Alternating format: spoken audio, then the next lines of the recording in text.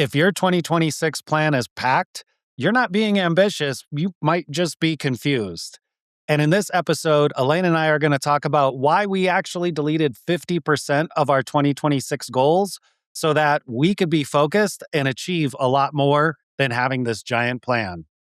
Welcome to Automate Your Agency. Every week, we bring you expert insights, practical tips, and success stories that will help you streamline your business operations and boost your growth. Let's get started on your journey to more efficient and scalable operations.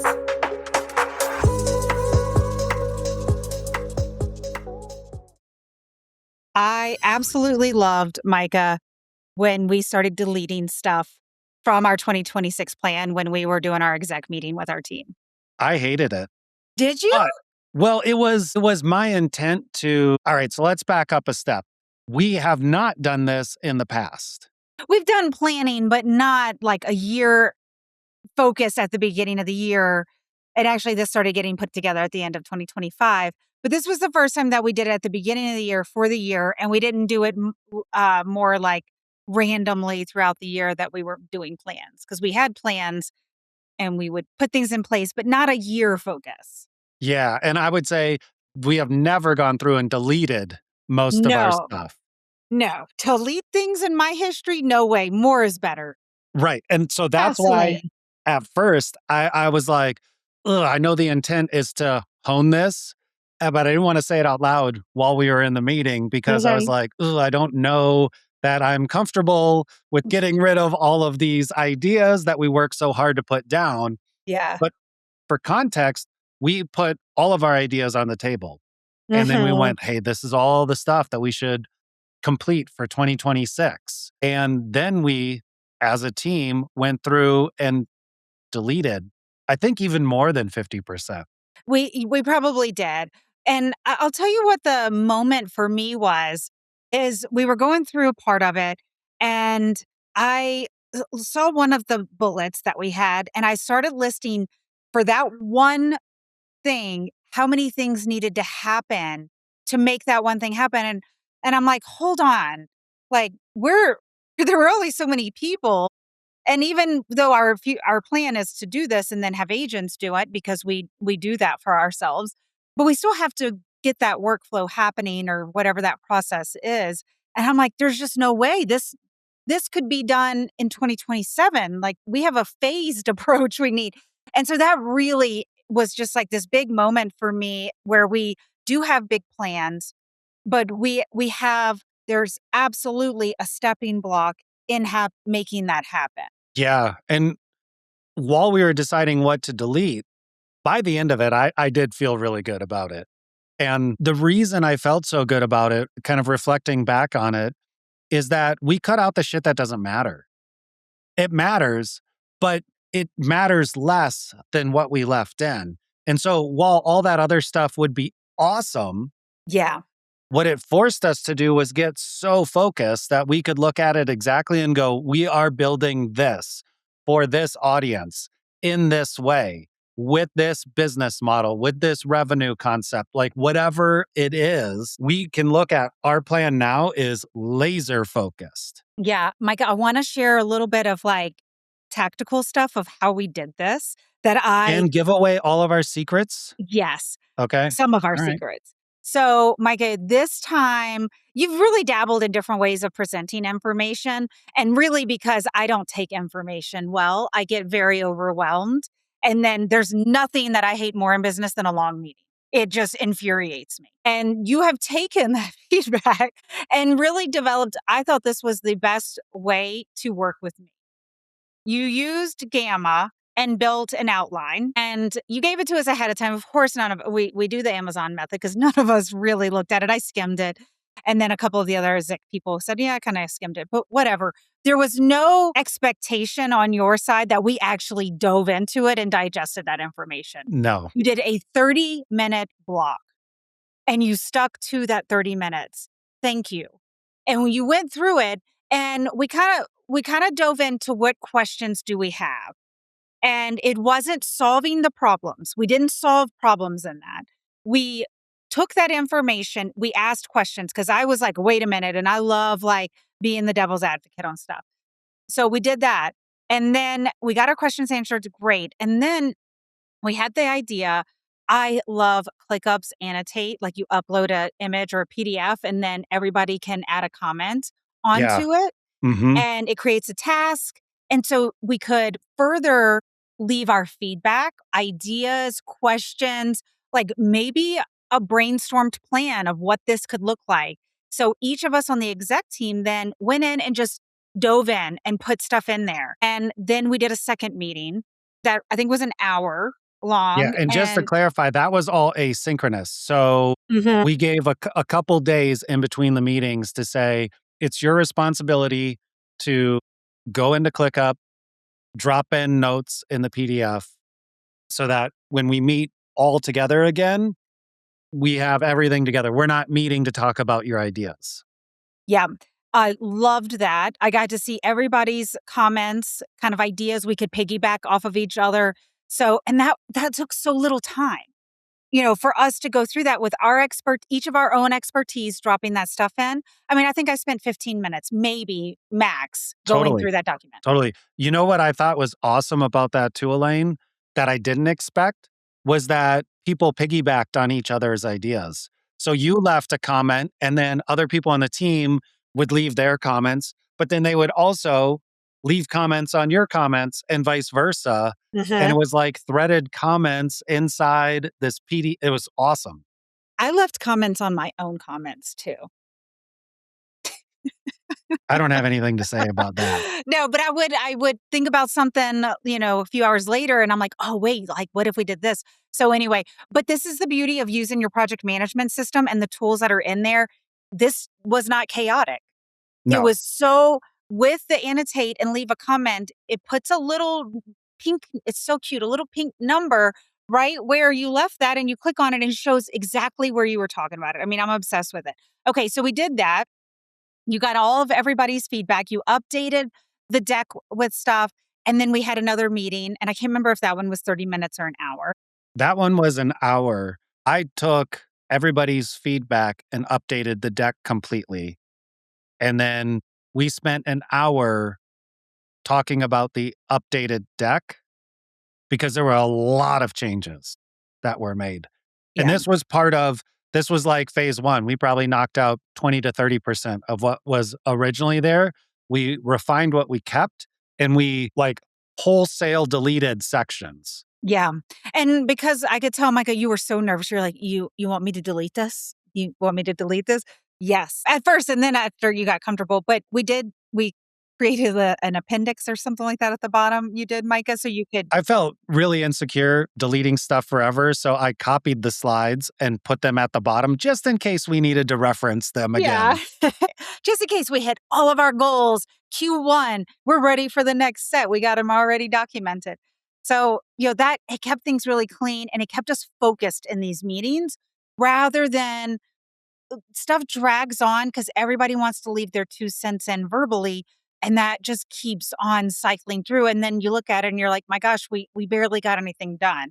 So this process, then after the last time, we deleted more stuff, we got more clarity on what we needed to do because it is that nuance in making things happen that takes the time to achieve the goal. If the goal was easy, then just do it. You don't need to like make it this big thing. It's the Yeah. nuance of achieving that takes so long. Yeah. I mean, I think a really good example for us in this was our marketing initiatives for 2026. I originally listed out all the channels and then organic and ads and, the different audiences and all these things. And in this last conversation, we deleted well over 50% Yeah. of that. And I wouldn't say deleted. We moved it to the appendix so we could reference it in the future if we need it. I didn't want to lose the ideas. But Yeah. But what they're we're deleted saying from the is plan. They're available if we need them. it's not part of the plan. We're not starting with that.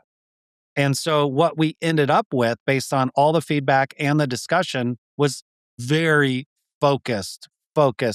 We're going to try this in this channel.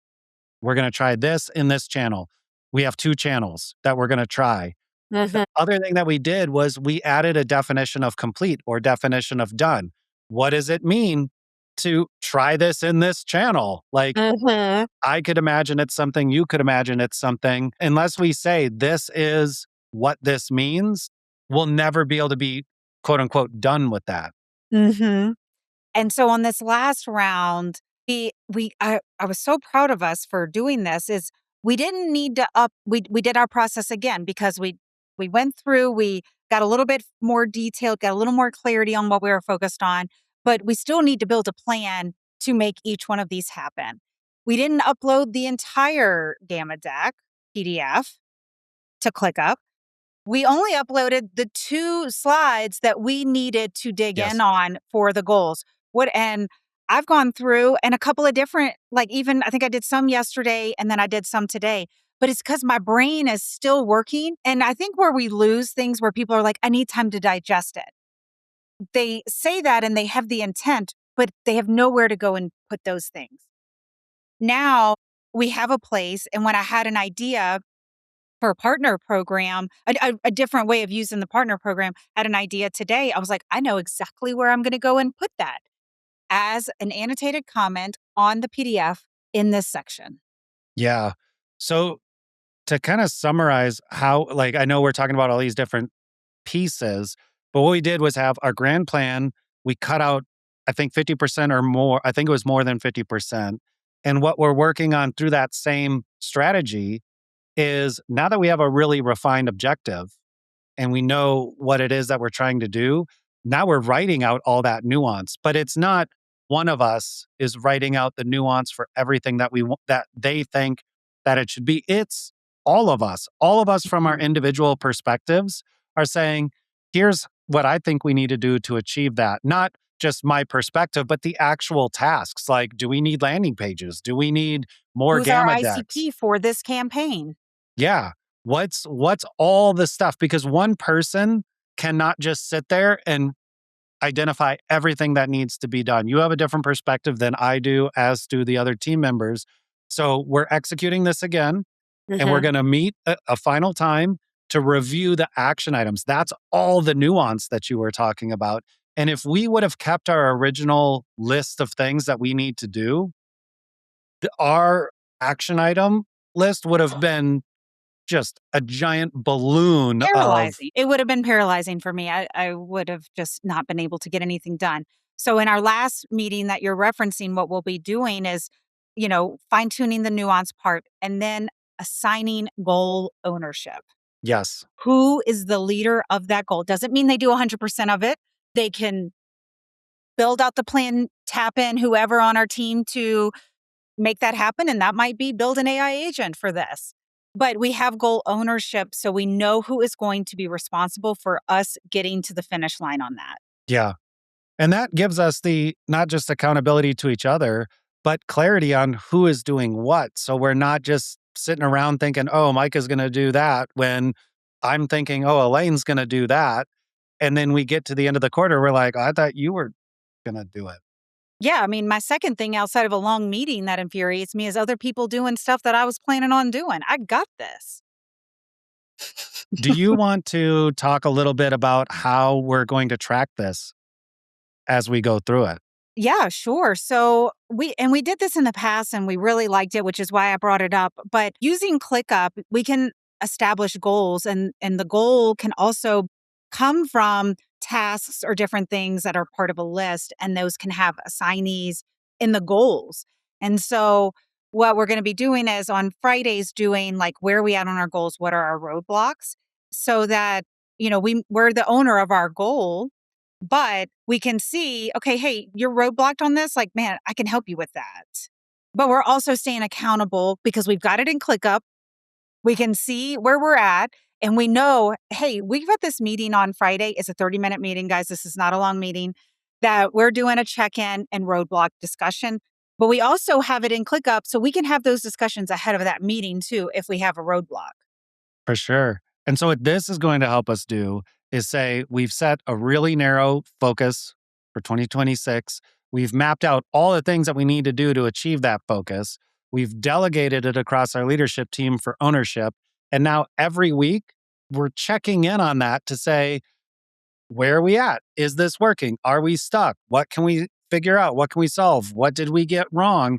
And that's going to allow us to bob and weave a little bit or flow like a river, whatever analogy you want to put in for this one. But this is this is the strategy to avoid getting to the end of a month or getting to the end of a quarter and having an oh shit moment where we didn't talk about it and we didn't realize this wasn't happening. We didn't understand that that was the roadblock. We missed all these things. Now we're for sure going to miss our goal. Yeah. And it's so essential. I think about some of the conversations I have outside of our company and it's thinking about, well, how do you get a team member using ClickUp? How do you get an exec team member in there? And it's because it's part of the process. And really in our organization, if we had a team member that was not utilizing this system and just even though we've made it very apparent, then that is a toxic person on our team. Like 100%. our exec team is fully bought into this as a team, and we are using those tools accordingly. Yeah. Now we've trained and supported everybody so that they feel Absolutely. comfortable in using it. It's not throwing them in the deep end. No. But if we would have somebody who was adamant about not doing it this way that everybody else has agreed to do it, then we wouldn't be able to work with them. So, final thoughts, we use these workflows. Some of this stuff is new. If, it's either improving something that we've already seen working and we want to continue building on that momentum, or it could be something new we're testing out. And the end goal is to do this manually, get our process down, and then automate it as much as we can with agents. Not everything can be, but we're trying to utilize that as a resource on our team as well. Yeah. And I think from my perspective, looking at just operationally, that's another reason why it makes so much sense to start with fewer goals because one goal might have 10 workflows that we want to automate. Each of those workflows has multiple steps, triggers, outputs, and we still have to design and build and test all of those. Mm-hmm. And so while the one goal can seem limiting and really strong, we just get really good at picking it. We get really good at outlining all of this. And then we know we're in our capacity for building all of this, which means our next goal can be just as strong and just as successful. Mm-hmm. So let's recap, Micah, just for anybody, even if you've already done your 2026 goals, which most of you probably have, is really taking a look at those and go like, is this really achievable? Getting all of this done. And so one would be to look at it and see what you can get out, cut out. The second thing is looking at what you have and seeing if you have the nuance and the details of how that goal is going to be achieved. And that doesn't mean you as in your team, the person responsible, who is going to do this, who knows what needs to be done, and then what is complete and how are you going to track it? Mm-hmm. Beautifully put.